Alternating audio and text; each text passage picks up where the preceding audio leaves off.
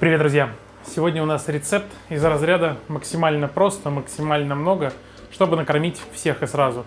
И к тому же он получается достаточно простым и дешевым. А дешевым он получается, потому что мы сегодня будем использовать капусту. И как вы, наверное, уже поняли по превью, сегодня мы будем запекать фрикадельки внутри капусты. Соответственно, с ее подготовки нам и нужно начать. У капусты мы с вами немножко подрезаем дно, чтобы она была более устойчивой. Вот эту вот кочерышку срезаем так, чтобы капуста хорошо и уверенно стояла. После этого нам нужно срезать шапку, которая впоследствии будет крышкой нашего котелка для запекания. Вот так. Капуста у меня молодая, рыхлая, поэтому убрать из нее центр будет очень легко.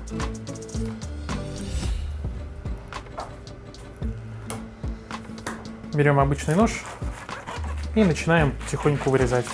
Таким образом мы получаем с вами достаточно легкую пустотелую капусту, крышку и внутренности, которую мы будем закладывать в наши фрикадельки. Конечно, центральные части капусты вас никто не заставляет выбрасывать. Из них можно приготовить замечательный легкий салатик из капусты, моркови, да и вообще много чего другого. Поэтому просто отложите их в сторону, либо в этот же раз подайте с обедом, либо заквасьте и приготовьте что-нибудь потом.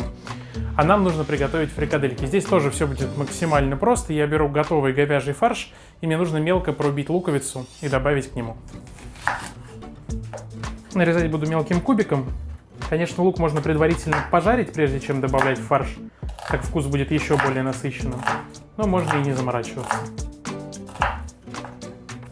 И небольшой пучок петрушки не повредит нашим фрикаделькам. Скручиваем их и мелко нарезаем. И лук и зелень отправляем в фарш. А дальше не буду тратить ваше время рассказами о том, как правильно сварить обычный белый рис. Я думаю, что все вы знаете, как вам нравится его варить. Поэтому я просто заранее отварил 100 грамм, точнее, в готовом виде у меня уже 100 грамм отварного риса, который я также добавляю к фаршу. Сразу добавляю соль и черный перец. И все тщательно перемешиваем. Ну а дальше, я думаю, задача понятна. Формируем фрикадельки и плотно укладываем их внутрь капусты. Для того, чтобы мясо меньше прилипало к рукам, их можно смазать немножко растительным маслом. Ну или работать в перчатках. Берем небольшое количество фарша и накатываем небольшие шарики.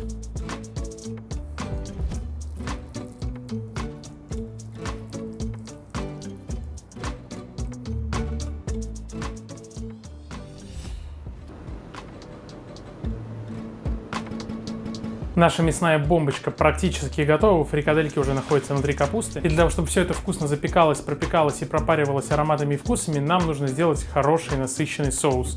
Делать мы его будем также из простых ингредиентов. И для этого в большой миске я смешиваю 4 хорошие чайные ложки томатной пасты, немного черного молотого перца, соль, немного сахарного песка, пару зубчиков чеснока через пресс, чуть-чуть растительного масла. И все это хорошо перемешиваю. И развожу водой до нужной мне консистенции.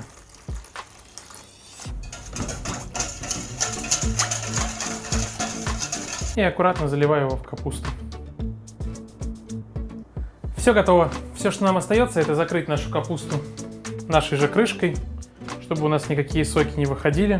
Осталось найти место, как она стояла. Вот так. И для того, чтобы капуста еще лучше пропаривалась и пропекалась, я на дно наливаю небольшое количество воды. Когда мы закроем все это фольгой и отправим томиться, она начнет испаряться, создаст паровую рубашку. Наша капуста будет чувствовать себя абсолютно прекрасно. Поэтому сейчас наливаю воду, закрываю фольгой и в разогретую до 190 градусов духовку отправлю часа на 1,5.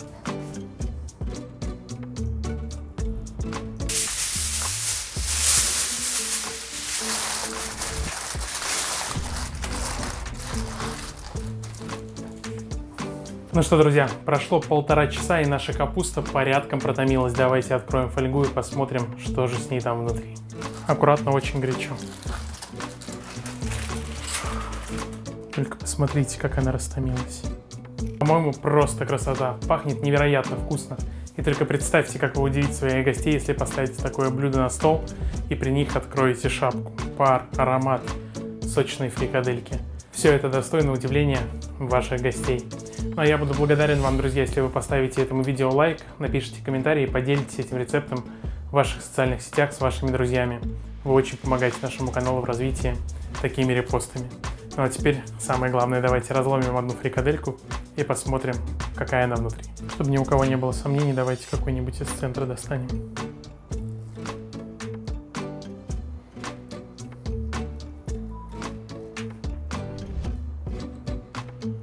Посмотрите, какая сочная.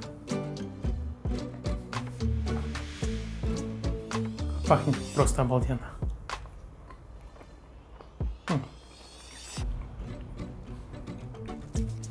Идеальное нежное мясо пропиталось томатным соусом. Очень сочно и очень вкусно.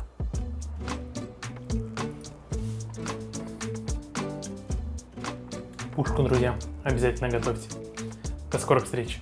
Пока-пока.